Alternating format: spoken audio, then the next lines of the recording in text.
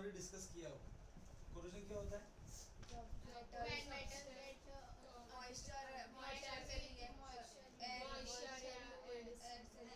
देखो मेटल जो होता है वो अपने आसपास की चीज़ों से रिएक्शन, जैसे ऑक्सीजन, वाटर, ठीक है।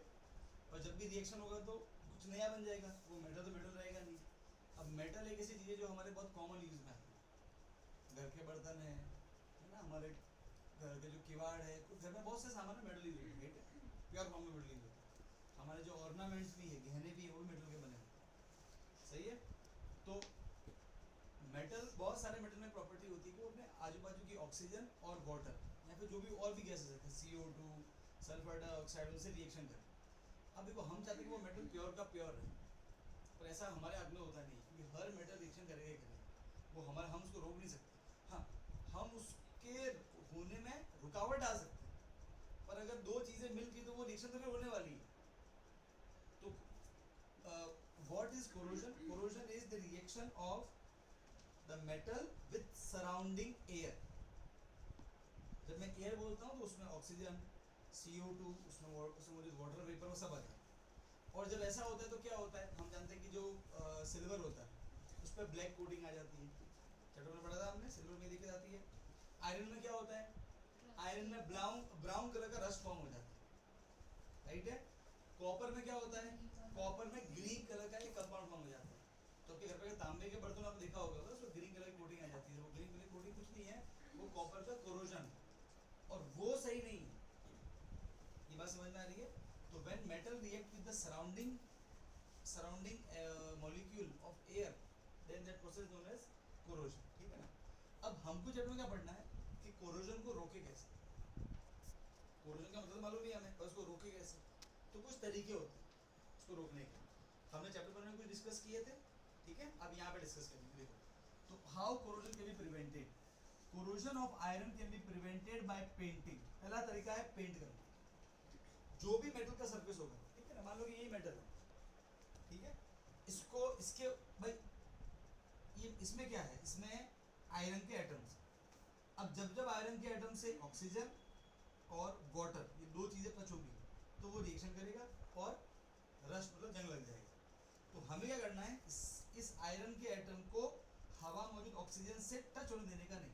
तो क्या कर दो पता है, इसके ऊपर पेंट कर दो। पेंट क्या होता है, कोई दूसरे आइटम, आपने इसके ऊपर ऑक्सीजन लगा दिया ऐसे, मतलब पेंट लगा दिया। तो अब क्या हुआ, अब जो ऑक्सीजन है या जो मॉइस्चर है H2O, वो आयरन को टच नहीं कर रहा है, अब वो पेंट को टच कर रहा है, तो रिएक्शन नहीं होगी।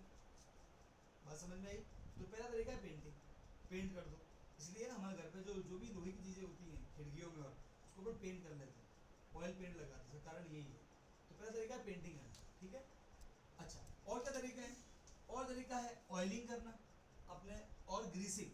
हमारे जो ये व्हीकल होते हैं, या फिर होता है आपके जो साइकिल की चेन होती है, उसमें ऑयल लगाते हैं। जब भी बारिश के बाद में जब उसमें जंग लगता है उसमें ऑयल लगाते हैं। ऑयल से क्या होता है, आगे कोरोजन होता नहीं है। ऑयलिंग कर दो, ग्रीसिंग कर दो। जो आपके इंजन होता है, गाड़ी का इंजन, उस पर ग्रीस लगाते हैं। अगर आपने कभी गाड़ी के इंजन खुले हुए देखे हो तो उसके अंदर बहुत एक स्टिकी पार्ट होता है वाइट कलर का, उसको ग्रीस बोलते हैं। तो वो, अगर वो कुछ नहीं है, आपने आयरन के ऊपर एक अलग लेयर लगा दी, तो जो ऑक्सीजन है, जो वाटर, उसको टच नहीं करेगा, तो क्या होगा, कोरोजन नहीं, ठीक है ना। ये कुछ कॉमन तरीके आप देखे होगा। अब कुछ नए तरीके देखिए। एक है गैल्वेनाइजेशन। अब हम पता है, जब भी कोई नया व्हीकल, साइकिल लाते हैं या नई बाइसिकल, मतलब मोटरसाइकिल लाते हैं, बाइक, तो आपने उसके हैंडल देखे होंगे, वो एकदम से बढ़िया शाइन करते हैं, राइट है। एक्चुअली में वो आयरन नहीं होता। हैंडल जो होता है ना, हैंडल तो आयरन का बना होता है, उसके ऊपर है ना जिंक की कोटिंग करते हैं, जिंक। अब किसी भी के ऊपर जिंक की कोटिंग करना मतलब क्या होता है, उसको गैल्वेनाइज करना। तो जिंक की कोटिंग भी करते हैं। देखो, हमने ऑलरेडी पढ़ी है रिएक्टिविटी सीरीज, जिंक जो होता है वो आयरन के ऊपर आता है, राइट है। अच्छा, तो सबसे पहले तो क्या होगा, इस आयरन के ऊपर जिंक की कोटिंग है, मेरा हाथ जिंक है, तो जब ऑक्सीजन आएगा तो किसको टच करेगा, जिंक को। और जिंक तो रिएक्शन करता है ऑक्सीजन से, तो बनेगा जिंक ऑक्साइड। तो नुकसान हो गया नहीं। अब क्या बताया था, एल्यूमिनियम और जिंक जब करते हैं रिएक्शन ऑक्सीजन से, तो बनता है एल्यूमिनियम ऑक्साइड और जिंक ऑक्साइड। वो टफ कोटिंग होती है। आपको मैंने कुछ दिन बताया था, एक बार पता है, एक अपने चैप्टर पढ़ा था कि जिंक और एल्यूमिनियम जब रिएक्शन करते हैं विद ऑक्सीजन तो एक लेयर बन जाती है ऊपर, एक टफ लेयर बन जाती है जिंक ऑक्साइड और इसकी एल्यूमिनियम ऑक्साइड। हम चाहते हैं कि एल्यूमिनियम जिंक ये तो रिएक्शन करे ऑक्सीजन से। दिक्कत कहाँ आती है? दिक्कत आयरन में आती है। जब आयरन करता है रिएक्शन तो बनता है आयरन ऑक्साइड, है ना। और वो जो कोटिंग होती है वो कमजोर होती है, तो वो पपड़ी की तरह हट जाती है, तो जो नीचे वाला आयरन है वो सामने आ जाता है, फिर ऑक्सीजन उसको पकड़ता है, वापस से बनता है आयरन ऑक्साइड, वो भी पपड़ी से कमजोर होता है, वो भी उखड़ जाता है। तो ऐसे नया नया आयरन हवा के कॉन्टेक्ट में आता रहता है और वो रिएक्शन कंटिन्यू रहती है। पर जिंक में क्या होता है, एक लेयर बन जाती है जिंक ऑक्साइड। तो एक बार लेयर बन गई, वो लेयर बहुत टफ कोट होता है, वो और ऑक्सीजन को अंदर एंट्री देगा नहीं। तो परमानेंट आपके साइकिल के हैंडल को देखना, उस पर जंग बहुत रेयर केस में लगेगा। अगर कभी कोई साइकिल गिर जाए, वो जिंक की कोटिंग टूट के हट जाए तो लगेगा, वरना सालों साल तक कभी साइकिल या बाइक की हैंडल की कभी जंग नहीं लगती, चैन में उनके जंग लग जाए। तो वो जो कोटिंग होती है ना, वो होती है zinc. So whenever anything is coated by zinc is known as galvanization. तो क्या होता है galvanization? देखो, galvanization is the method of protecting steel iron from rusting by coating them with a thin layer of zinc. जब भी किसी को हम जिंक की वजह से कोट करेंगे तो बोलेंगे, हम बोलेंगे हमने उसको गैल्वेनाइज्ड कर दिया। क्या कर दिया है? गैल्वेनाइज्ड। तो गैल्वेनाइज्ड आर्टिकल मतलब जिसके ऊपर जिंक ऑलरेडी लगा दिया आपने। Galvanized article is protected against rusting even if the zinc coating is broken. अच्छा, ऐसा क्यों? वो भी समझाओ। देखो समझो, आप मान लो कि इमेजिन करो, ठीक है, ये जिंक की कोटिंग है और यहाँ से टूट गई जिंक, हल्की कोटिंग हट गई। अब ये आयरन के एटम्स, ठीक है, यहाँ तक जिंक के एटम, कोई दिक्कत नहीं। और यहाँ से आपका हल्का सा टूट गया, ऑक्सीजन आएगा, ऑक्सीजन आया यहाँ पे। अब उसके बाद दो ऑप्शन है, या तो जिंक के पास जाए या आयरन के पास जाए। ज्यादा रिएक्टिव कौन है? जिंक। वो जिंक से रिएक्शन करेगा, आयरन को रिएक्शन होने देगा नहीं। हाँ, अगर ज्यादा ही वो टूट गया है तो ऑप्शन नहीं है। अगर छोटा मोटा कोई डेंट पड़ा है तो कोई इशू नहीं होने वाला है, तो भी वो रस्टिंग रोक देता है, क्योंकि जिंक ज्यादा रिएक्टिव है as compare to iron with oxygen. Yes और नो? ऐसा यहाँ वही लिखा हुआ है कि अगर जिंक कोटिंग टूट भी जाती है तो जिंक क्योंकि ज्यादा रिएक्टिव है आयरन से, hence it is easily oxidize, मतलब वो जल्दी से रिएक्शन कर लेगा ऑक्सीजन से। thus when zinc layer breaks down, zinc continue to react and get oxidized, मतलब वो करता है रिएक्शन ऑक्सीजन से, hence iron object is protected। तो एक तरीका क्या है? गैल्वेनाइजेशन, क्या करने का? कोरोजन को रोकने का, ठीक है। और तरीका क्या है? और भी तरीके हैं। ये है क्रोम प्लेटिंग, मतलब एक क्रोमियम होता है, अगर वो भी ज़्यादा रिएक्टिव है आयरन से, उसके ऊपर एक कवर लगा देते हैं, पर वो महंगा होता है। तो ये बहुत रेयर केस में यूज होता है, ठीक है ना। कोई एंटीक आइटम ही हो ना, उसके ऊपर यूज करते हैं, तो महंगी हो आइटम। तो एक वो भी तरीका होता है। एक होता है एनोडाइजिंग, जो हमने ऑलरेडी पढ़ा ही है। क्या होता है एनोडाइजिंग? एल्यूमिनियम ऑक्साइड की लेयर चढ़ाना, मालूम है ना, एल्यूमिनियम ऑक्साइड की लेयर। बात समझ में आ गई? ठीक है। अच्छा, एंड एक और तरीका है एलॉय। ये इसको अपन को डीप में समझना। ये एलॉय क्या होता है? देखो, अब मैं आपको ना एक चीज समझाऊं। जो हमारा जो दुनिया है ना, वो बहुत बड़ी अजीब है। ऐसा क्यों? तो समझो, अगर मैं प्योर आयरन लूं,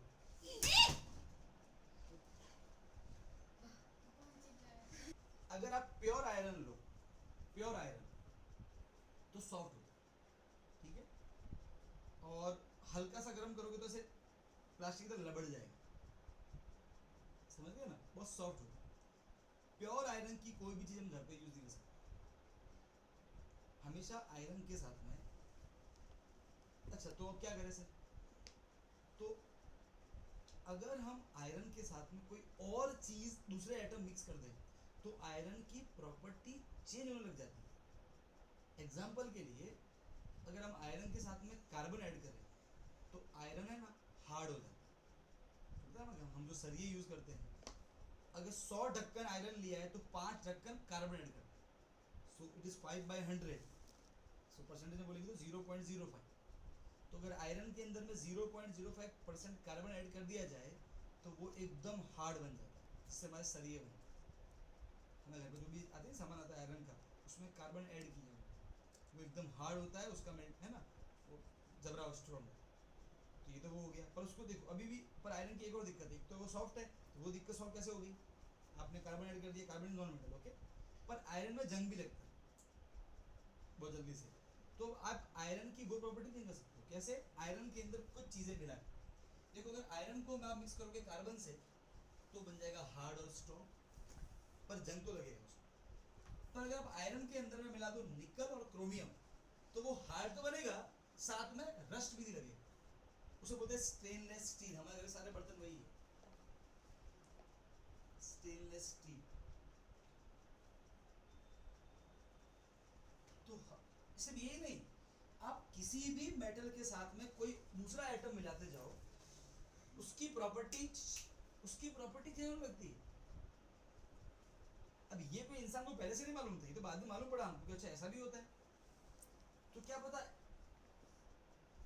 ऐसा भी पॉसिबल हो कि किसी जिंक को किसी के साथ में मिलाने से कुछ ऐसा बन जाए जो दुनिया का सबसे हार्डेस्ट सब्सटेंस हो, मोर हार्ड देन डायमंड। पता नहीं, ऐसा पॉसिबल है? वो तो ढूंढना पड़ता है। साइंटिस्ट लोग यही तो करते हैं भाई। क्या करते हैं साइंटिस्ट लोग? अब तो क्या लैबोरेटरी क्या करते होंगे, यही करते हैं। तो मेटल की ये बहुत खास प्रॉपर्टी होती है कि अगर आप उसको किसी और एटम के साथ मिक्स करते जाओ तो आपको नया नया प्रॉपर्टी का सब्सटेंस मिलता जाएगा। इतने तो खोज दिए गए। और जब भी आप किसी मेटल को किसी और मेटल से मिक्स करते हो या किसी मेटल को किसी मिक्स करते हो नॉन मेटल से, तब जो बनता है मिक्सचर उसे बोलते हैं एलॉय। क्या बोलते हैं? तो एलॉय कुछ नहीं है, जैसे कि पानी के अंदर में आपने क्या मिक्स किया, नमक, तो वो मिक्सचर है।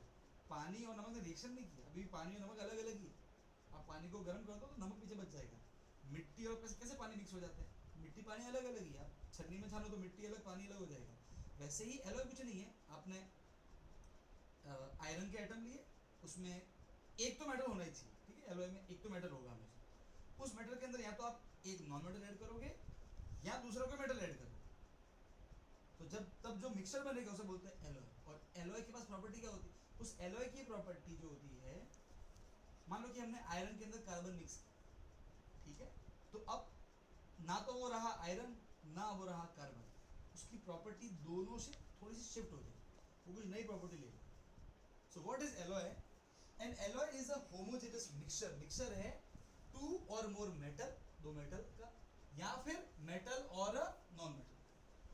कैसे बनता है?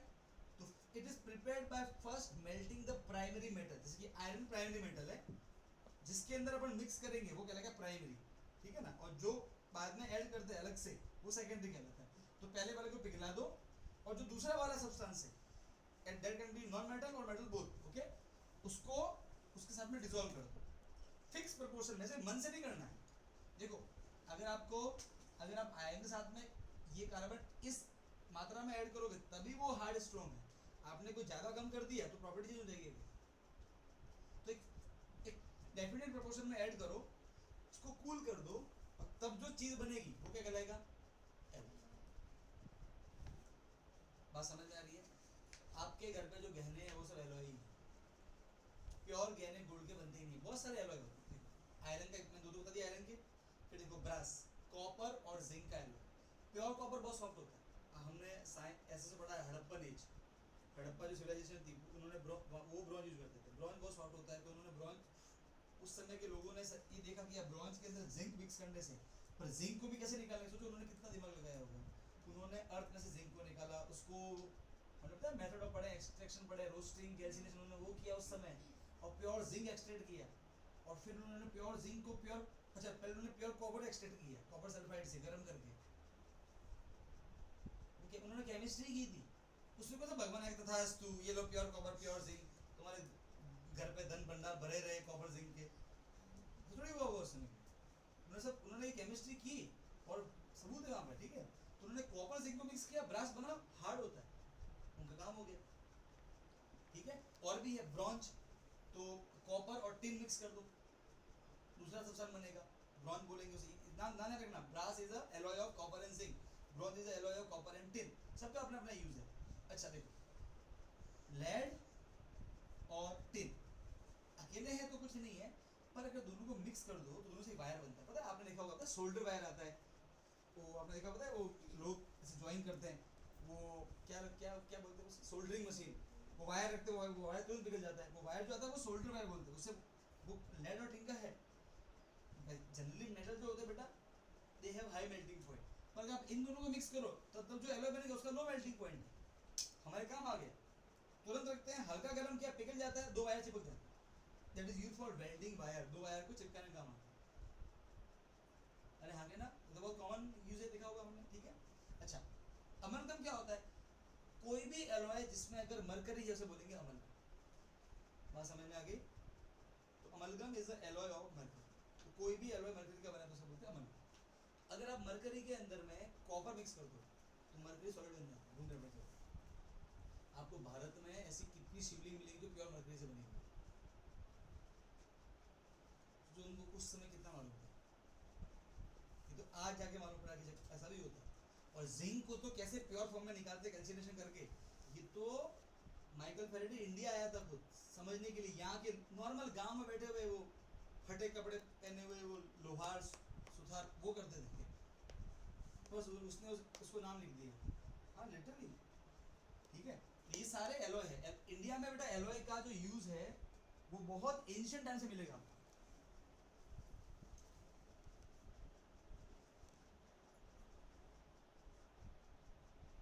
अब देखो एलॉय की कुछ प्रॉपर्टीज है वो पढ़ते हैं, ठीक है ना। कुछ चीजें हैं एलॉय के बारे में, ये एक्स्ट्रा इंफॉर्मेशन है, सेक्शन नहीं में बहुत काम आएगा, ठीक है। ये सब इंफॉर्मेशन, वो क्या लिखा है?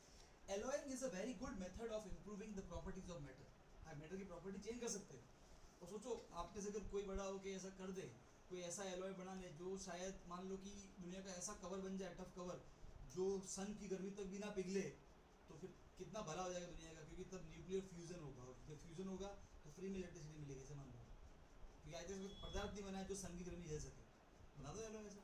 वी डोंट नो ऐसा एग्जिस्ट करता नहीं करता, करता होगा शायद, ढूंढना पड़ेगा, है ना। इसको बोलते हैं रिसर्च करना, ठीक है। तो एलॉय एक तरीका है मेटल की प्रॉपर्टी को इंप्रूव करने का, चेंज करने का। We can get desired property, जो प्रॉपर्टी चाहिए, पर वो ढूंढना पड़ता है, तो भगवान को लिख के नहीं गया हमारे लिए, ठीक है ना। For example iron is the most widely use metal, but it is never use in pure state. क्यों?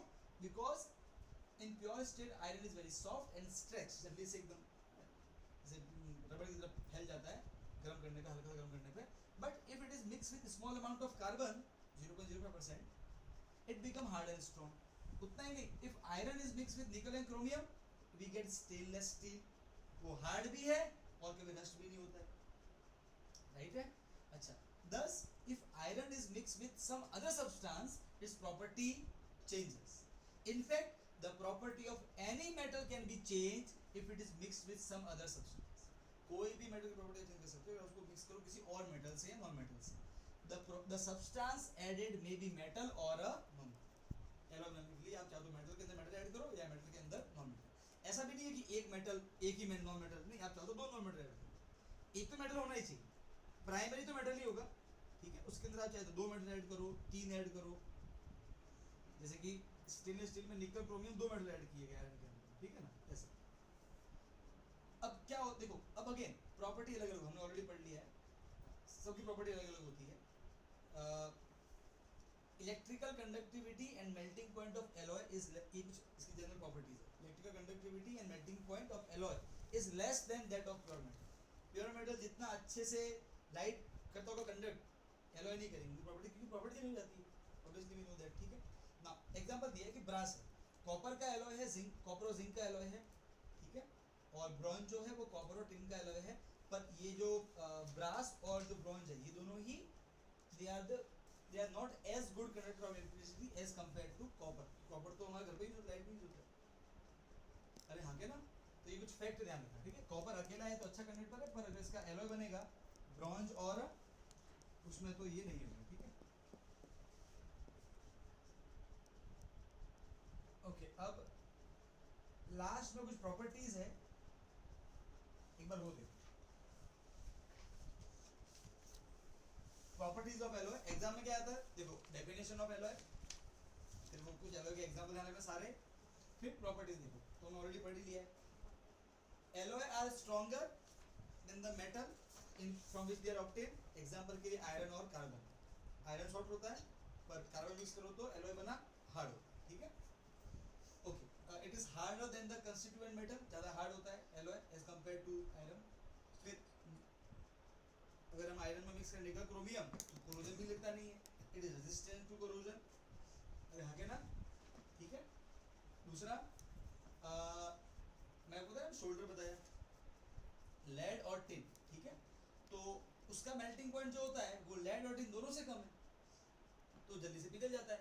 लेड और टिन का प्योर फॉर्म में यूज करोगे तो हाई मेल्टिंग पॉइंट होता है, नहीं पिघलेंगे। पर अगर दोनों को मिक्स करोगे जो एलॉय बनेगा उसे बोलेंगे सोल्डर, वो जल्दी पिघल जाता है, तो वो हमारे काम आता है दो वायर को जॉइन करने में, ठीक है। तो melting point of alloy is lower than the constituent metal, ठीक है। एग्जांपल है सोल्डर। फिर और भी है कि जो इलेक्ट्रिकल कंडक्टिविटी है, मतलब जो करंट पास करने की क्षमता है एलॉय की, वो कम होती है कंस्टिट्यूएंट मेटल से। ये सारी प्रॉपर्टी ध्यान रखना है। डन। और यहाँ पे एक और चीज है अबाउट गोल्ड, वो भी देख लो। ये सारे सेक्शन ए के लिए इंपॉर्टेंट है, ये जो ब्लैक में लिखे। देखो प्योर गोल्ड मतलब 24 कैरेट गोल्ड, बहुत सॉफ्ट होता है। It is not suitable for making jewellery. तो क्या करते हैं, इट इज एलॉयड, मतलब मिक्स करते हैं या तो सिल्वर के साथ में कॉपर के साथ में, तब इट बिकम्स हार्ड। इंडिया के अंदर में 22 कैरेट गोल्ड यूज करते हैं ऑर्नामेंट के लिए। इसका मतलब ये है कि 22 ढक्कन अगर गोल्ड है तो 2 ढक्कन या तो सिल्वर या कॉपर। कॉपर से बना हुआ गोल्ड अपने गहने पहने हुए उससे सस्ते होते हैं, सिल्वर यूज किया तो महंगे, और भाई सिल्वर महंगा होगा, ठीक है। हमारे यहाँ पे 22 कैरेट गोल्ड के गहने होते हैं। बात समझ में आ गई? डन। ये मेटल और नॉन मेटल का पूरा खेल खत्म हो गया। 2 एक्टिविटी है जो एग्जाम में आती है, वो एक्टिविटी से यहाँ तक कोई बात है तो पूछो। Any doubt clear? डन, पक्का, कोई डाउट नहीं? ठीक। अब देखो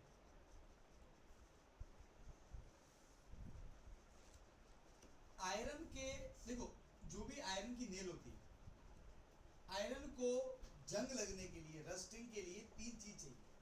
आयरन खुद, ऑक्सीजन और वाटर H2।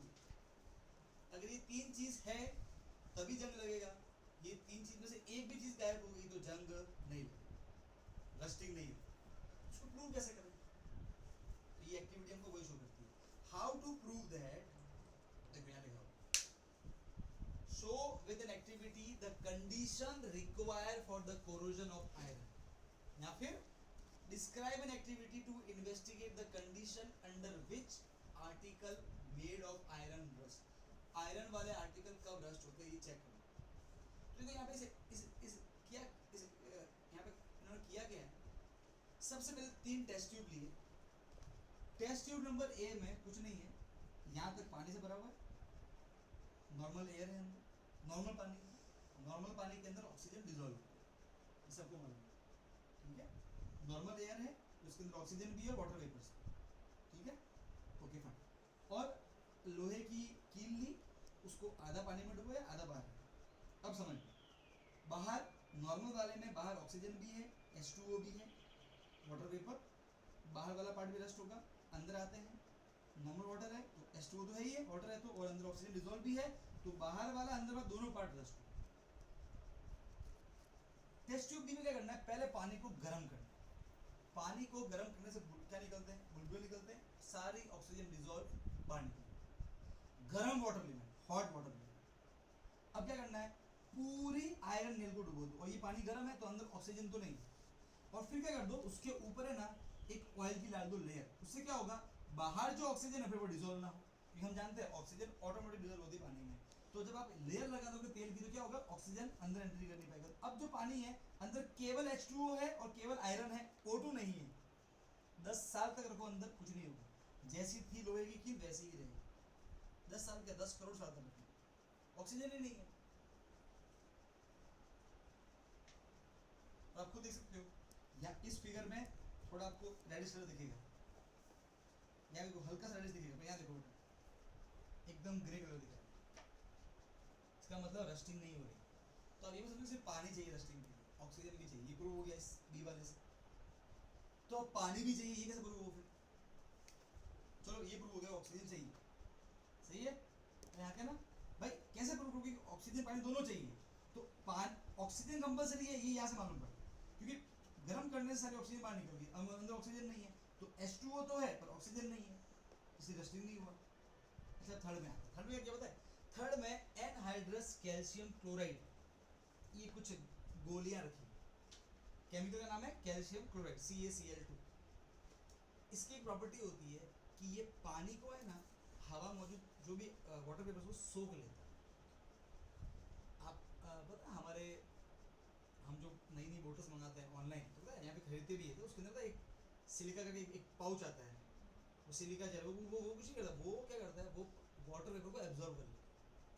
तो क्या करने का, सबसे पहले टेस्ट ट्यूब के अंदर में CaCl2 रखने का, नॉर्मल एयर रखो अंदर, क्या करेगा ये, क्या करेगा ये तुरंत सारे वाटर वेपर को H2O को एब्जॉर्ब कर लेगा। अब सारा H2O इसके अंदर, बाहर H2O नहीं है, ऑक्सीजन तो है, तो ऑक्सीजन है और H2O नहीं, कुछ नहीं होने वाला, जंग लगेगा ही नहीं, रस्टिंग होगी नहीं। तो भाई क्यों नहीं हुई इस बार? इस बार तो हमने ऑक्सीजन सप्लाई किया है, इस बार कौन नहीं है, H2O नहीं, वाटर वेपर के कारण। बात समझ में आई? तो फिर इस एक्टिविटी से क्या प्रूव हो गया कि यहाँ पे H2O नहीं था, यहाँ पे O2 नहीं था, राइट है? इसका मतलब H2O और O2 दोनों जरूरी है, क्योंकि वो दोनों यहाँ पे था, इसलिए यहाँ पे बाहर और अंदर दोनों जगह रस्टिंग।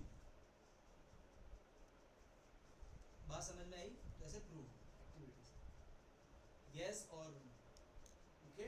आप में से कोई करना चाहता है? प्योर आयरन की कील लेके आना घर पे, पानी को गर्म करो, ये आप you can repeat this experiment, ये भी आपको ऑनलाइन दे सकते हैं किसी को इच्छा, ठीक है? क्लियर है? बाकी बेटा आप सब जानते हो एक्टिविटी में कुछ खास होता नहीं है, रटा रटाया होता है। एम तो वही है जो क्वेश्चन में लिखा है, इन्वेस्टिगेट द कंडीशन। प्रोसीजर तो आपको मालूम ही है, 3 टेस्ट ट्यूब लो, in test tube A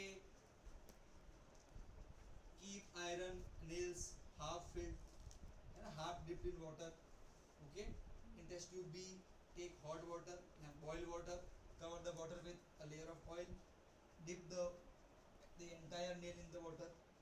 In C test tube put some crystals of anhydrous calcium chloride, okay, and cover with the stopper या cork बोल दो इसको, कवर कर देना, ठीक है ना, तो बाहर से कोई सप्लाई नहीं होगी, ठीक है? उनका प्रोसीजर मन से लिखने का। अब observation, nail in the test tube A rust in few days, A में तो होती है, जानते ही हैं। Nail in the test tube B and C never rust, ये हमको मालूम पड़ गया, दिखा हमको। ऑब्जर्वेशन है, इन्फरेंस मतलब कंक्लूजन, क्या क्या what we conclude that water and air means oxygen both are necessary for rusting. तो सर ये तो प्रूव हुआ ही नहीं कि सर आपने क्या बोला, आयरन के लिए 3 चीज चाहिए, आयरन, ऑक्सीजन, वाटर। ऑक्सीजन और वाटर तो प्रूव हो गया, आयरन ठीक है, तो लोहा मत रखो जंग किसको लेंगे, खाली हवा, खाली जंग लगेगा खाली हवा, अरे आगे 3 चीज चाहिए, ठीक है, आयरन, वाटर एंड, अरे हाँ कह रहा कोई दिक्कत है नहीं, समझ गए, ओके। और ये जो एक्टिविटी हमने ऑलरेडी चैप्टर 2 में पढ़ी थी, मेटल और एसिड जब करते हैं रिएक्शन क्या निकलता है, हाइड्रोजन गैस, ओके। ये मैंने एक्टिविटी यहाँ पे दी हुई है, देखो अगेन एक्टिविटी को मैं एक्सप्लेन कर लेता हूँ। सो क्या किया गया है, देखो बाकी आप देख लेना, ये स्टैंड है, ये टेस्ट ट्यूब है, ये एक ट्यूब है, ये सोप सॉल्यूशन, अंदर एसिड ऐड करना है, सल्फ्यूरिक एसिड या हाइड्रोक्लोरिक, कोई भी एसिड ले लो, फिर add some zinc metal, metal plus acid it forms metal plus acid form salt plus hydrogen gas H2। अब क्या होगा देखो बेटा, जैसे हाइड्रोजन गैस निकलेगी वो इस ट्यूब से, आपने यहाँ पे इसको रोक रखा है, केवल ये ट्यूब पास हो रही है, तो ये ट्यूब से होते हो हाइड्रोजन गैस क्या निकलेगी, सॉल्यूशन हो जाएगी। अब जब यहाँ पे गैस बाहर निकलेगी तो सोप है, तो सोप के बुलबुले बाहर निकलेंगे, वो बुलबुले हाइड्रोजन के होंगे, उन बुलबुलों के नजदीक क्या लेके जाए, burning candle, hydrogen gas burn with pop sound, पट पट पट, आपको आवाज खुश हो जाएगी, दिवाली दिवाली, ठीक है।